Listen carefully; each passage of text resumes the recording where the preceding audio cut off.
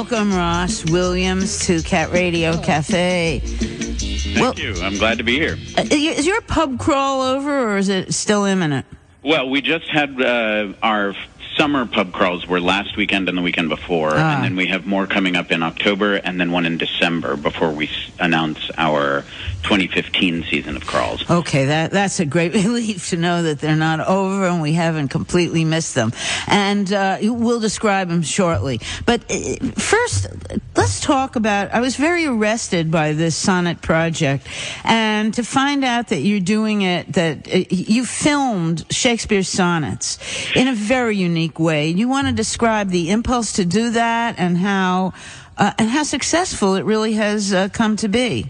Sure. Well, I should start by saying I personally haven't filmed the sonnets. I was in one, but we have a team of over 500 artists who've been involved in this, so I can't take credit for the actual filming of them, but from a producing standpoint, yes. We are behind them all.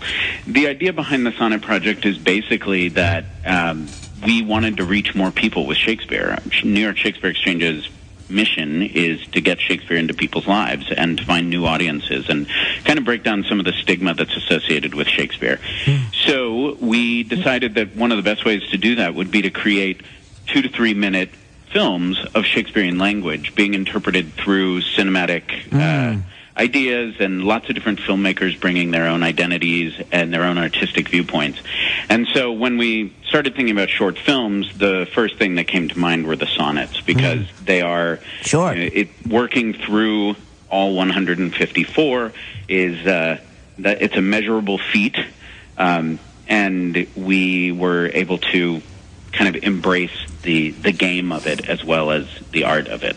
It's interesting, isn't it, that language is made more coherent by sort of the abstraction of the visual, and in a way that is what's done. The language somehow sings out, even though sometimes it's the language of the sonnet is juxtaposed with film material that's quite not exactly on the button, you know. Well, what's been interesting about the project is that we started with the idea that we were going to be creating videos.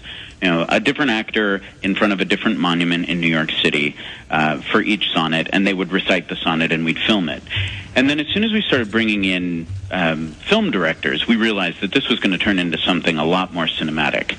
And some of the films end up being fairly straightforward, with just a person speaking the text, and they have their intention and they've done their actor homework, and they understand the text. And then others do get these really amazing visuals that some have CGI, some have intense cuts and beautiful music underneath them. And so the project appeals, I think, to a wide array of people, because people who already have the ear for Shakespeare can look at some of these that are more visual and can really get into seeing them in a new light. But then other people can take a look at some of them and say, okay, well, I don't exactly know what this sonnet says, so the visuals help to break some of that down, and then they can go to our website and see the text analysis and learn as they're going, and the visuals end up being a little bit of a clue to help them kind of break down some of the barriers that stand between audiences and Shakespeare. And now, while you had the delineation of 154 sonnets, there was an end game in sight. How did you expect the listener or the viewer to watch and listen to the sonnets? 4 in a row, one at a time, the whole 100 and the whole 9 yards? What was and how did you envision them taking them in? Initially, my idea was to have them get a 2 to 3 minute jewel of sonnet, Shakespearean language, delivered to them once a week, so that they could pull up their phones, open the mobile app, and take a look at it and say, oh, look, Shakespeare is in my life once a week. What we've found, though, as we've gone through it, is that because they do each have their own voice, it's kind of interesting to watch 4 or 5 in a row. And in fact, at some of our events, we've done... we did one event where we showed, I think, 25 on a loop, and you could sit down in a theater and actually watch these films. And to see them back to back, it really kind of gets you into the language of the sonnet and the form, and right. and provide. It's a really exciting way to look at it. So, I think that initially the idea was one at a time, but now that we have 77 of them released, we're definitely. People have to catch up, and I recommend all 77 at once. You glut yourself on Shakespeare. The sonnets, and it is interesting because you do become accustomed to the form, listening to it over and over again. The music of the sonnet, which is quite prescribed in particular. Yeah. Did actors rush to perform in this project? We've had quite a few actors that we're trying to fit in. There's more actors than there are sonnets, and I think that's true of all jobs. But we've had a lot of interest from the actor standpoint. What has been a little bit more challenging is finding the directors, because we are trying to find. We don't have 154 directors, but we have close to it. Each. I think we've only had about 5 or 6 directors who have repeated. And so you have about 9,020 actors, and exactly. And the filmmaking part of it, the filmmakers are not as frequently versed in Shakespeare, and we do have some that come to us ready to go with a full understanding and a passion for the text. But we also have a text coach involved with every sonnet film, and they help with making sure that the director understands the language and that the actor is communicating the language clearly, so that we can have, as much as possible, a thorough understanding of these, and they don't get lost in the cinematic. Where do most of the directors come from, and what's their penchant for Shakespeare particularly? Just having studied Shakespeare in theater school or something before they left for the film? What's the literary connection to the sonnets? Well, I think there's several things, and some of them do have that literary connection, but in large part, I think directors get excited by the idea of the challenge of creating a short film with new parameters. And that we tell them, these are the rules you have to live with, and then they have to work within those, which provides them an opportunity to really find their creative voice. And so I think that while some of them are drawn to the Shakespeare, a lot of them are drawn to the independent film aspect, and just the idea that I think filmmakers also get really excited by the fact that they can create a film and we will handle the distribution and the marketing of it. That's a very positive thing for filmmakers, I've found. So they're free to experiment, and you're not. Yeah, and it's only 2 to 3 minutes, so they can really, they can go way out there if they choose to. Some of our sonnets, the results come back to me, and I look at them and I think, how did they think of this, and where, how did it get to be so beautifully obscure and expressive? I'm not a filmmaker, I'm a theater person, so I'm learning a lot. Very so different. Yeah, very different. And how did the Globe come into this? How did they hear about it, and whose idea was it to have this digital exchange or collaboration? Well, and describe what that collaboration is. Well, the collaboration at this point, what we're allowed to say from the Globe's perspective is that the Globe is going to be releasing a new digital project anytime in the next week or so is the goal, and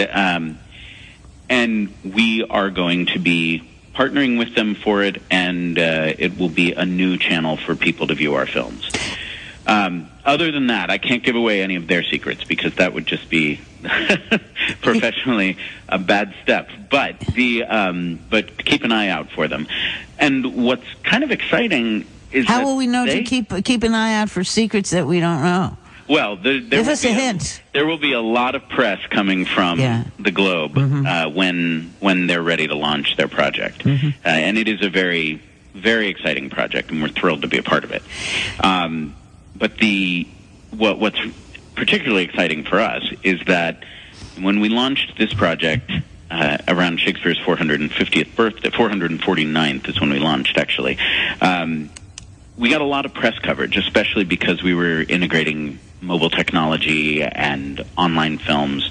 And I think we got some European press, and the Globe found us on their own. And they reached out to me and said, we love this project, and we'd love to start talking about a partnership. Well, as a small company, I mean, that is one of the most... Thrilling. It's one of the greatest gifts we've ever been given. Is there an international community of Shakespeare producers or experimentation or of collaboration so that most of you know what each other is doing that's beyond the usual theatrical production? I think there's a lot of...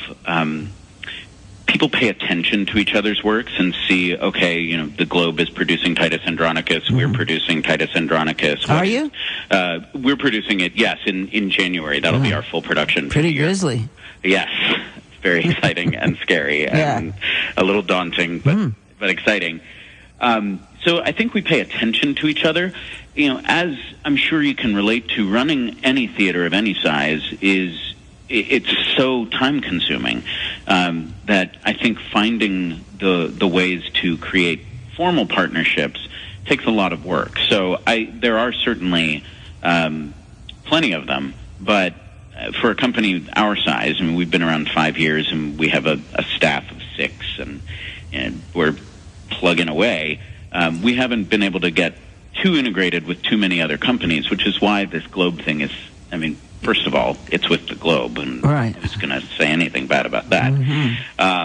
And it gives us the opportunity to start really speaking with other companies and other artistic directors about their visions and our visions, and how the more Shakespeare we get into the world, the better it is for all of us, because our audiences grow every time they see a show that they like. They may be more willing to come see the next show off Broadway downtown, because they saw something at the Globe and said, oh, Shakespeare's better than I thought it was, or more exciting than I remember from my dreary high school experience with it. And of course, if the English as well as the New York City directors begin to incorporate the city landscape into the filming of these pieces of Shakespeare, we'll have a record of what our cities looked like as well. It's only too bad we didn't have one of London when Shakespeare was writing. But it's kind of amazing to see, unique architecture, New York architecture or cityscape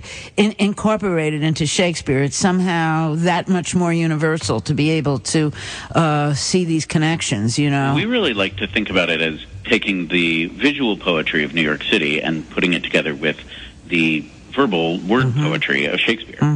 I like to think that we create this new kind of canvas that hasn't really been seen yet. Right. But what's funny about the locations, we have 154 different locations that are all over the 5 boroughs, and each one is a unique cultural or iconic location. Historical, some of them are really well-known, like the World Trade Center Memorial, and then others are a little bit harder to find, and things that you might walk by every day and not realize that it's a memorial or not realize that it's a part of the city's history. And every once in a while, we will pick a location, and then when we go to film it, that location is gone.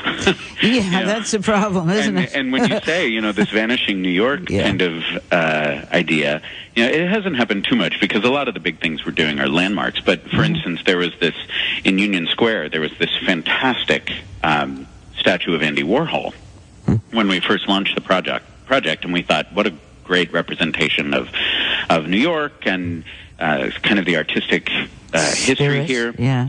And then when we went to film it, the statue had moved on. It's on tour somewhere in Dallas right now, I think. Well, that's not as bad as what happened to J&R Music, but at least it has an artistic future. Yeah. And some of if we're picking some of the bars and hotels and restaurants that we want to film in, they could be gone tomorrow. So, we hope not. But it is nice when we get there before anything disappears that we are able to to create a visual history for people. Well, I hope that's less likely under the current mayoral administration. Yes. The vanishing New York. I mean, it's ruthless anyway, but this is too much. To be filming 154 sonnets and losing your cityscape as you do it is a horror, really. Right. Awful. Worse than Titus Andronicus. So tell us once more also about the pub crawl, because this is certainly another proletarian way to bring Shakespeare to everybody. Yeah, this has been the pub crawls are one of my favorite things we do. They're called Shakespeare, like the delicious drink, and we basically pick a neighborhood and we go on an afternoon of a Saturday afternoon. We go from 3 to 6 and we visit 4 different bars and bring usually about a crowd of 100. And in the bar, we spend 45 minutes there, and then in the middle of the crowd and the party, a scene erupts right there in and amongst people. So you might be sitting at the bar talking to your friend, and there's a girl sitting next to you, and then all of a sudden she jumps up onto the bar, and it's Juliet in her balcony, and then Romeo is across the room, and it's really right there integrated into the party. Everybody gets to be a part of it, and we started doing it just as an experiment, see what would happen if we got Shakespeare this close to a crowd, and especially a rowdy crowd. And what we ended up finding out is that it's the closest approximation of the groundlings in Shakespeare's Globe. Yeah. Original Shakespeare's Globe, not the Globe we're partnering with, although same architecture. But better dressed people at the New Globe? I'm sorry? Better dressed people at the New Globe. I would assume so, and probably, a little bit cleaner. Yeah. More modern plumbing. But what happens is that Shakespeare writes these, what we all learn early on, even in high school, as the aside, the moment that Hamlet turns to the audience and shares a thought with the audience directly. But what I think, after working on the pub crawls, is that Shakespeare was writing his whole plays as very communicative with the audience. And when two people are arguing and there's kind of a comedy of their one-upping each other, that the characters have a way of riling the crowd up to be on their side, so that then people can ooh and ah and yell and cheer them on. And that we found that the proximity of the actors to the action, and probably the lubrication of the booze by the fourth bar, has really awakened people to experiencing Shakespeare in a different way. And so what started out as an experiment has just turned into an insane adventure and excitement. Great. We're doing 10 this year, and we brought on an ensemble of 18 actors that we call our Shakespeareans. And they've learned a series of scenes, and we're basically doing them in rotating rep and switching out cast members. Each cast member is responsible for learning 5 or 6 scenes and different parts, and there are 4 people playing Romeo throughout the season, and they all learn the same scene and then play them at different times.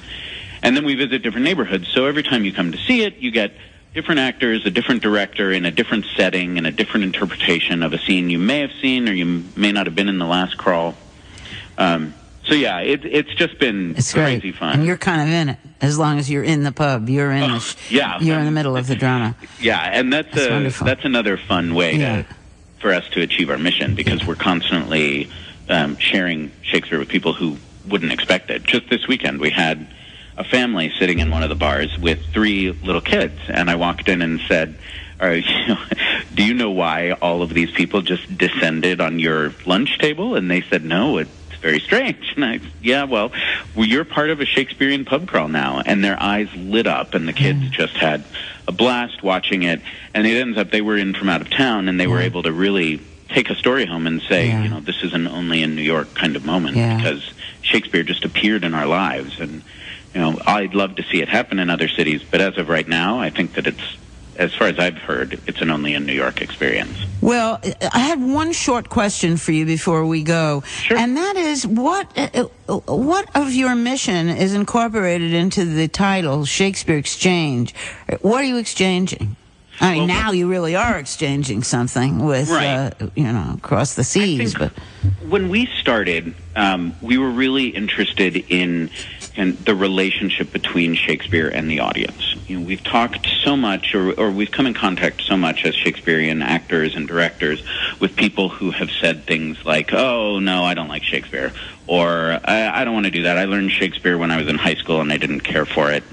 And we want to change that, and we want to update the idea of how the audience exchanges with this work. Mm-hmm. It's a cultural exchange, and it's an active experience that brings together audience, actors, and play.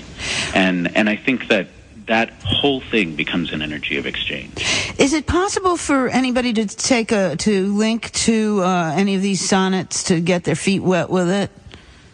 With the project, to look at them? I have seen them, and I'm not sure whether my link is available to everyone. Oh, absolutely. They're all available on sonnetprojectnyc.com. And you'll see the website has it has a tile for each sonnet, and anything that already has a picture populated are the ones that are live, and you can go and look at them. And we're releasing them at a rate of usually about once a week, and so we have about another 77 weeks or so in the project. And they're also available on the mobile app, which is free for download at the App Store or on Google Play. Well, I want to thank you very much for your most articulate description of what this project's all about. Not easy to do, really, to visualize it.